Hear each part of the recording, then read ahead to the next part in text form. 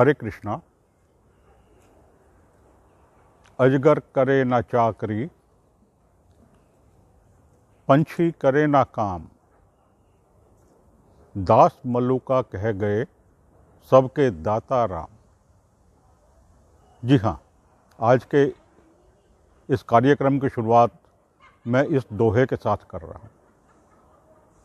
मल्लुक दास जी का लिखा हुआ दोहा है, बड़ा सुंदर दोहा है। मल्लुक दास जी भारत के एक बहुत बड़े अच्छे संत थे, बड़े ऊंचे संत थे, भगवान के बहुत बड़े भगत थे।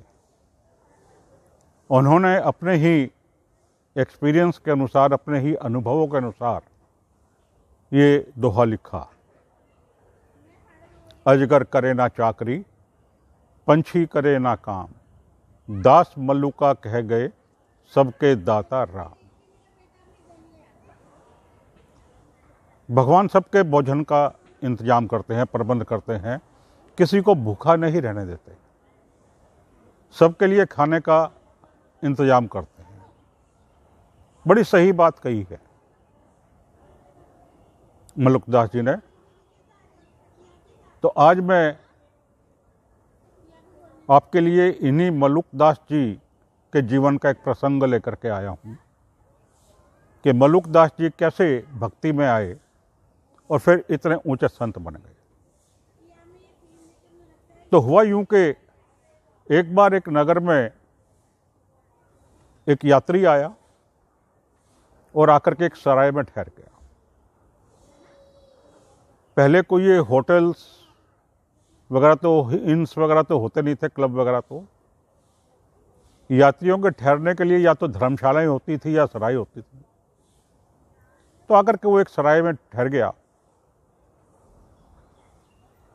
थका हुआ था, शाम को आया, रात को खाना वाना खाया, सो गया। तो उसी सराय में ऊपर की मंजिल में एक संत ठहरे हुए थे।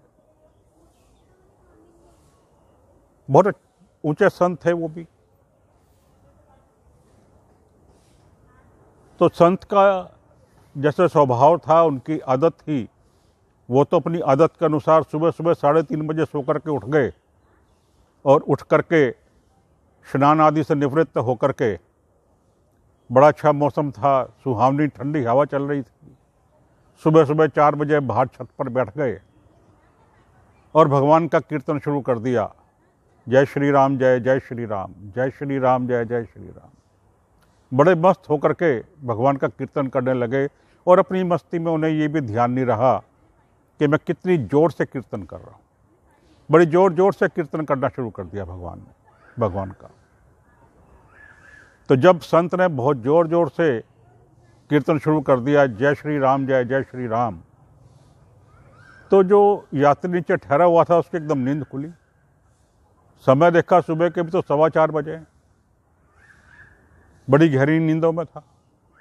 कौन है ये जो इसने इतनी सुबह सुबह जगा दिया नींद से और जगा करके इतना मतलब शोर कर रखा है। बड़ा गुस्सा आया। सोचा चलो अभी 5-10 मिनट में बंद हो जाएगा। इंतजार करता रहा, लेकिन जो संत थे उनका कीर्तन कहाँ बंद होने वाला था। वो तो करते रहे अपना कीर्तन, जय श्री राम, जय जय श्री राम। अब जब 5-10 मिनट गुजर गए तो उससे यात्री से रहा नहीं गया, ऊपर छत पर गया, जाकर कहने लगा, बंद करो सब ये बकवास, क्या कर रखा है तुमने। तो संत कहने लगे, भाई भगवान का नाम ले रहा हूँ, औरों को ही भगवान का नाम सुनने को मिल रहा है, इसे तुम क्यों बंद करवा रहे हो।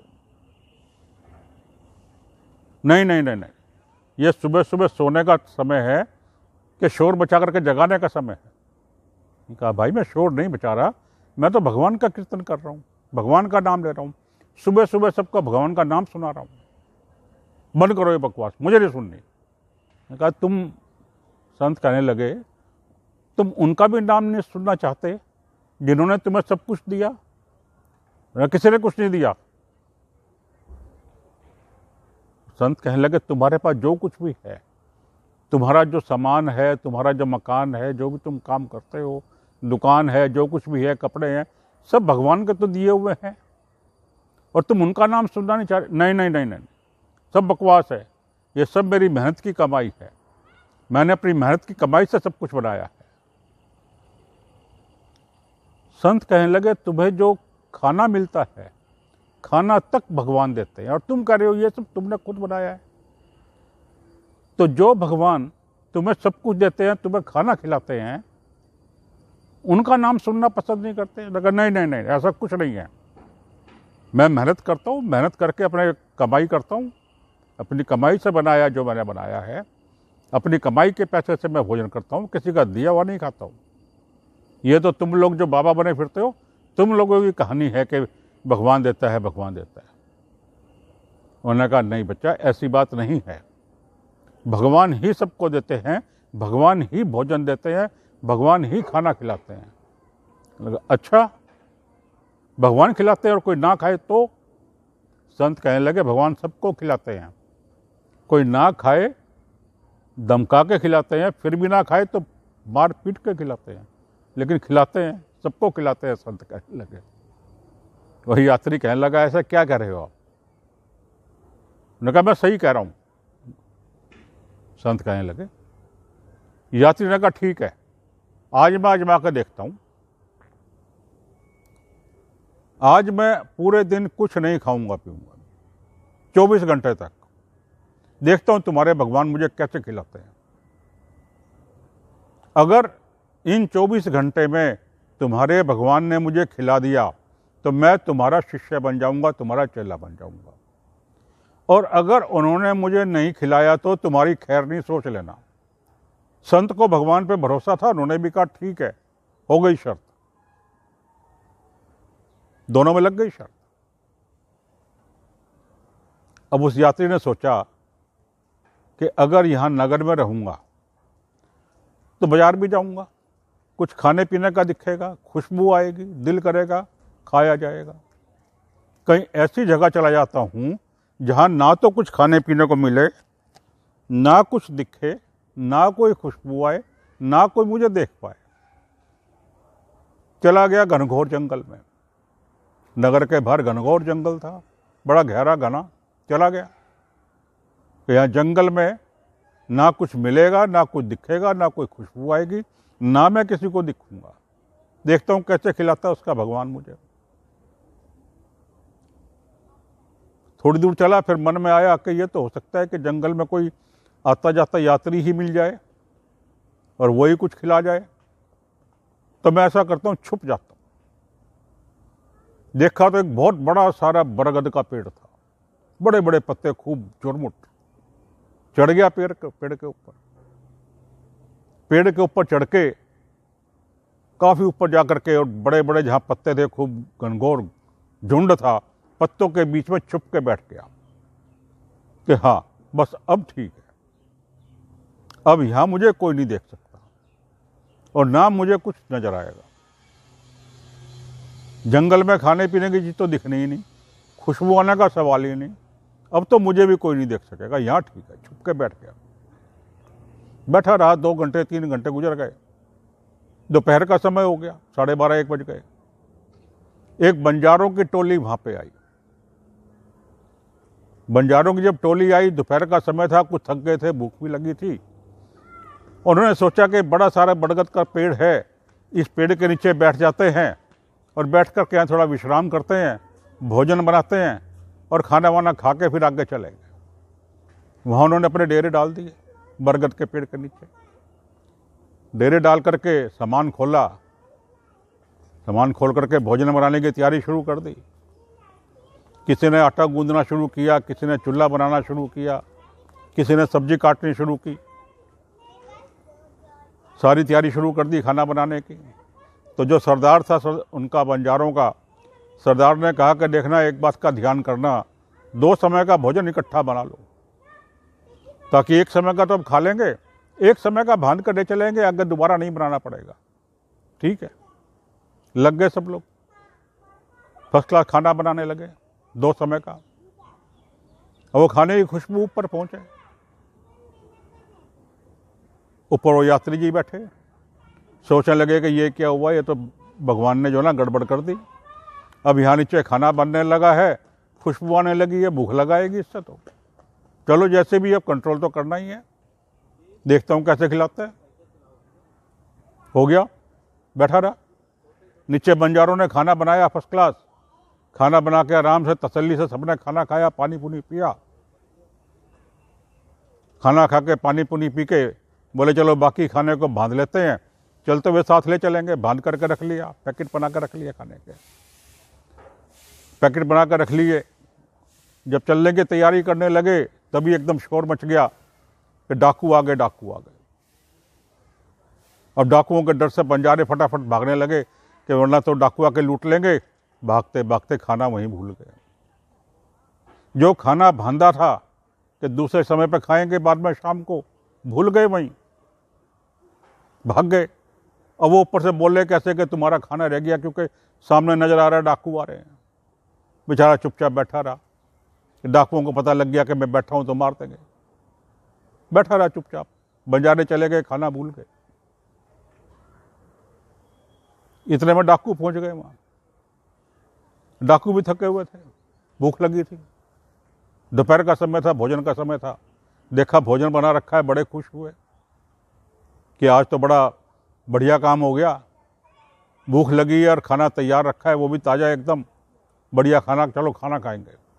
खोलो खाना, खाना खाते हैं। डाकुओं का सरदार कहने लगा हाथ भी मत लगाना,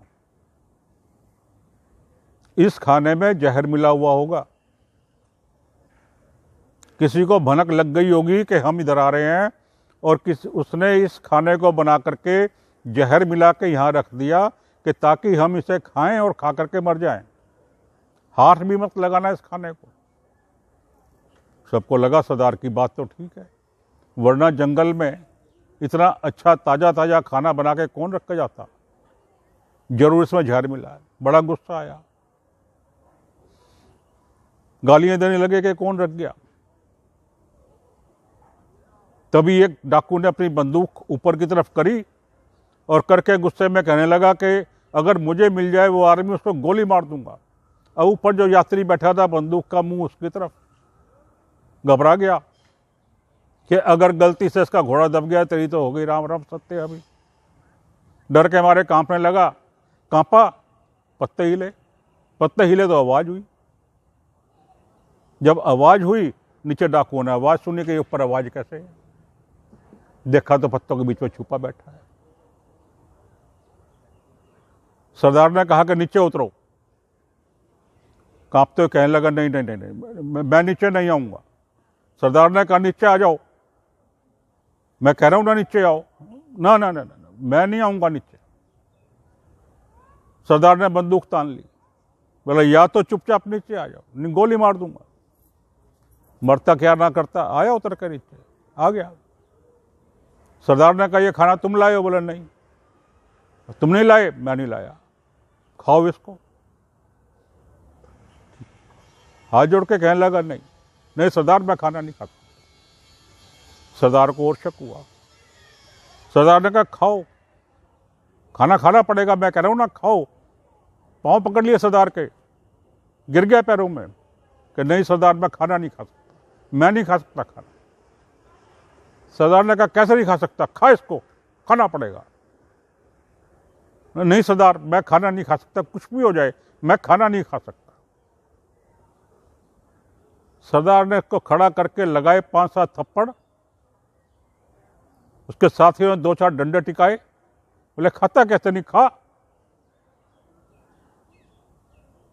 क्या करता, हो गई वही बात, पड़ी मार, खाना पड़ा खाना।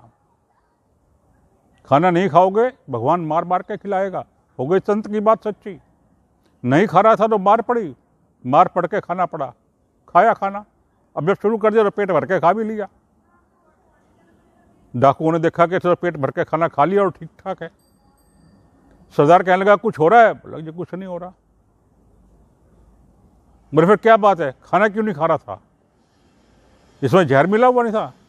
बोले नहीं सरदार, कोई जहर नहीं है। बोले फिर तूने खाया क्यों नहीं? बतला दी सारी बात कि ऐसे ऐसे शर्त लगी थी एक संत के साथ, तो मुझे नहीं खाना था, लेकिन जैसा उन्होंने कहा था वही हुआ, मैंने नहीं खाया। भगवान ने कहा खाओ, मैंने फिर भी नहीं खाया, मार पड़ी, मार कर खा कर खाया, हो गई वही बात। कहा फिर ये खाना कहाँ से आया, सारी बात बतला दी कि ऐसे ऐसे बंजारे आए थे, मैं देख रहा था ऊपर से, खाना बनाया, खुद खाया, इसको बांध के रखा के लेकर जाएंगे, शाम को खाएंगे। इतने में आपकी आवाज़ पड़ गई कि डाकू आ गए, खाना भूल गए, भाग गए। तो ये तो वो खाना था। आ गया वापिस सराय में, संत ऊपर बैठे थे, कीर्तन कर रहे थे आराम से, शाम का संध्या का समय था, संध्या बंदन चल रहा था। पैर पकड़ लिया के संत के, गिर गया पैरों में, महाराज आप जीत गए, मैं हार गया। मैंने पूछा क्या हुआ, सुना दी सारी कहानी कि ऐसे ऐसे मार भी खानी पड़ी और फिर भोजन भी करना पड़ा। आपने सही कहा था कि भगवान खिलाते हैं, ना खाओ तो मार के खिलाते हैं। तो आज से मैं आपका चेला, आपका शिष्य बन गया, उनका संत का शिष्य। और संत का शिष्य बनने के बाद इतनी भगवान की भक्ति की, इतनी पूजा की, इतना बड़ा संत बन गए कि आज उन्हें हम मल्लुक दास के नाम से जानते हैं। जी हाँ, अजगर करे ना चाकरी, पंछी करे ना काम, दास मल्लुका कह गए सबके दाता राम। ये वही मल्लुक दास की कहानी कि कैसे वो संत बने। ये तो हमेशा की बात है। भगवान सबको भोजन देते हैं। छत्रपति शिवाजी एक बार अपना एक किला बनवा रहे थे, बड़ा लंबा चौड़ा किला बन रहा था। बहुत से लोग, हजारों लोग वहाँ काम पे लगे हुए थे। शिवाजी वहाँ कार्य देखने के लिए आए कि क्या प्रोग्रेस है। किले का जहाँ बन रहा था ऊपर खड़े थे, ऊपर से देखा कि इतने लोग, हजारों लोग काम कर रहे हैं। मन में ख्याल आया कि देखा कितने लोगों को भोजन दे रहा हूँ। मैंने किला बनाना शुरू किया तो इतने लोगों को भोजन मिल रहा है। शिवाजी के गुरु, समर्थ गुरु रामदास तभी वहाँ आ गए। बहुत पहुँचे ऊँचे संत, जान गए शिवाजी के मन की बात। एक पत्थर पड़ा था बड़ा सा वहाँ पे, शिवाजी को कहने लगे कि शिवा इस पत्थर को तोड़वाओ। क्या देर लगनी थी, शिवाजी ने आदेश किया, तभी हथौड़े लेकर के आदमी आ गए, मार मार के हथौड़े तोड़ दिया पत्थर। जब पत्थर टूटा तो उसमें थोड़ा सा पानी और एक मेंढक निकला। समर्थ गुरु रामदास कहने लगे, शिवा क्या इसे भी तुम भोजन दे रहे थे? पांव में पड़ गए शिवाजी। कौन भोजन दे रहा था? उस पत्थर के अंदर मेंढक को भगवान। भोजन के साथ थोड़ा पानी वहां पे था, मेंढक के लिए पानी था उसमें। मेरी एक पहले मैंने कहानी आप लोगों को सुनाई थी कि भगवान कैसे अपने भक्त की रक्षा करते हैं। राम टहल पांडे की। राम टहल पांडे जो कि अंधे थे और भागवत कथा सुनने गए तो एक दिन भोजन ले जाना भूल गए। तो भगवान स्वयं उनकी भाभी का रूप धर के उनके लिए भोजन लेकर के आए और आकर के वहाँ उनके लिए भोजन दिया। तो भगवान सबके भोजन का स्वयं प्रबंध करते हैं, किसी को भूखा नहीं रहने देते। इतने कृपालु भगवान हैं। तो इतने कृपालु भगवान को हमें कम से कम नमन तो जरूर करना चाहिए, जो इतना हमारा ध्यान रखते हैं, इतना सब कुछ करते हैं। मुझे उम्मीद है कि मेरी आज की कहानी आपको पसंद आई होगी। कृपया लाइक का बटन अवश्य दबाएं। चैनल को यदि अभी सब्सक्राइब नहीं किया है तो कृपया सब्सक्राइब करें और अपने मित्रों संबंधियों को भी आगे फॉरवर्ड करें ताकि वे भी इन कहानियों का आनंद ले सकें। हरे कृष्णा।